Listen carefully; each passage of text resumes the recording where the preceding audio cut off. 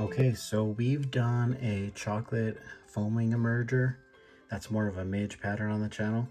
I wanted to also do the one that I consider more of a Baetis pattern, and I think this one is again one of my favorite Baetis emerger patterns for New Mexico, San Juan River, or Colorado. The hook again is a Daiichi 1120 2x strong hook, scud hook. It is super strong. It goes down to a size 22, and that's the most common size that I tie this fly in. Then the thread, you can use any chocolate or rust thread. I like this Vivis. It's B08 is the color, and it's in 14-aught. So I'm going to start the hook or the thread in the middle of the hook shank, and then I'm going to wrap back up to behind the bend and then wrap back down. So what that's done is it's already starting to give me a taper where the thorax is going to be tapered to be thicker than the back of the bug. So you're gonna, at that point, you're gonna let your thread hang, and it's sort of where the hook point is. Then I'm gonna go back up and tie in my wire, which is like the midge pattern, the extra small ultra wire in copper.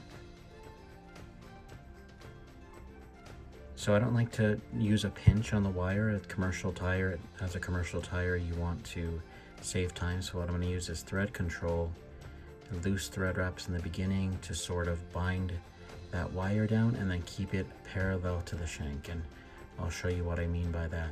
The wire is sort of on the side of the shank, not on the top or the bottom. You can see how the wire is following the hook shank. And what that does is it makes that, besides making your fly look better, it's not going to be as bulbous or thick. It makes that first turn of your wire a lot easier. So, and I'll show you what I mean when we go to tying the tail. This pattern I'm going to tie further back down on the bend than I normally would. So when you're going to go back to where it starts to bend, and then you can see the wire is on that far side of the hook shank, and that's important for this next step. So this pattern has a gathered tail that could be a shuck, or the tail of a Baetis or tail of a Mayfly. And for that I use spade hackle, and spade hackle is just the thicker part of the hackle. If you've taken it off of a neck, you have a nice dry fly neck. This is the thicker part that people use for woolly buggers. It's sort of hackle that you just throw away otherwise. It's good tailing material though.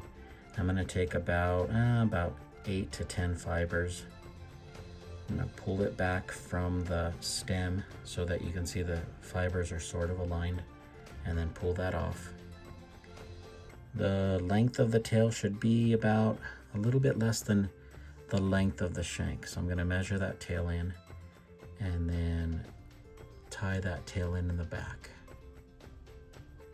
So I'm using a pinch. That first wrap is fairly loose. So what I want to do is make sure that as I come back and look at this, that tail is splayed and that the tail is right on the top of the shank.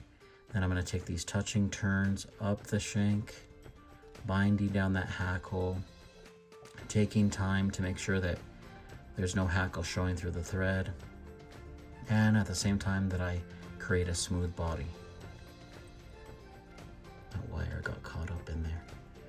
So you can already tell that the body of this fly is tapered. So we've got our thinner part near the tail, and then it's a sort of a cigar shape where it gets thicker near the hook eye. So we've got the tail tied in and a smooth body, and we're going to take this ribbing material and start to rib the fly. And I actually like the ribbing on this Baetis to be closer than I do on the midge. Midges are going to end up with probably 4 to 5. This one could end up with 5 or 6 depending on what size fly you're tying.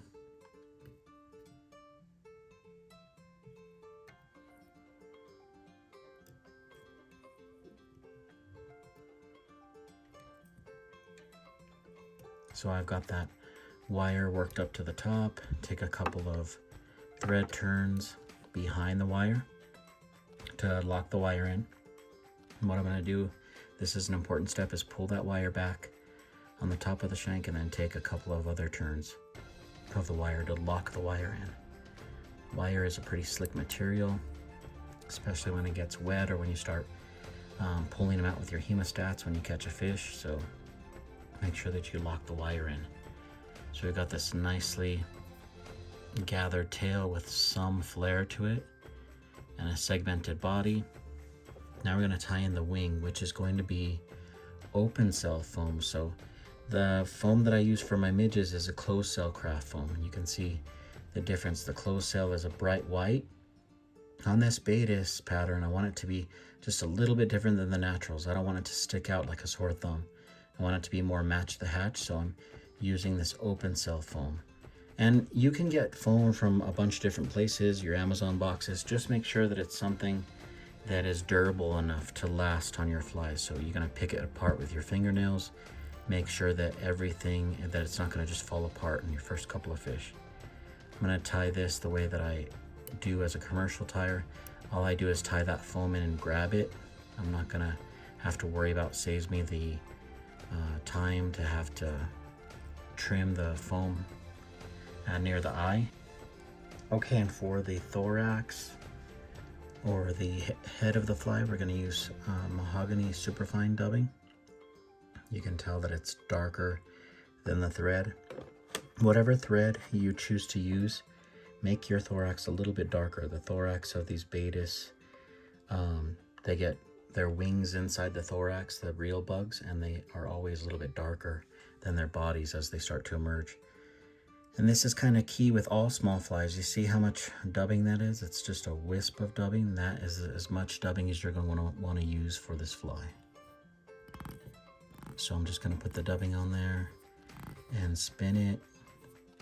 You want your dubbing to actually make the thread a little bit thicker, but you don't want to have a big ball of dubbing. So as I slide this up, you can see it's made my thread thicker, but I don't have a ball. It should be tight and it should be super fine where it's not going to build up a lot of bulk. I'm going to take a couple of turns in front of the wing and then pull that wing back and make a couple of turns behind the wing. What that does is it sort of helps to prop up the foam, and I think it protects the foam a little bit because the dubbing is protecting that tie-in point. So instead of getting hinged back and forth a bunch in the water or when you fish or clean your flies off, it protects the foam a little bit better. I'm gonna put just a tiny bit more dubbing. You can see how little that is. And then dub in front of this wing some more. I actually like the thorax of these to be pretty bulky. The real Baetis emergers have their wings stuck inside their thorax and they're really thick there. So I want to create this bulky thorax, this bulky head where the wings are sort of filling with fluid and getting ready to emerge. And I'm just going to take a whip finisher and throw a couple of whip finishes. I don't use a lot of head cement like I've said before, so a couple of whip finishes usually does it. Trim that thread off real close. Same thing for the wing on this as I do for the midges, except I tend to make this wing a little bit longer. So instead of a quarter of the shank, I might do closer to a half. So you can see that wing is a little bit longer than it was on the midge, and the wing is kind of in the middle of the thorax there. And that is the chocolate foam wing Baetis. Pretty much like the chocolate midge except for the tail and the ribbing. Great fly. Try that out and let me know how it works for you. Thanks everybody for all of your support. Have a good one.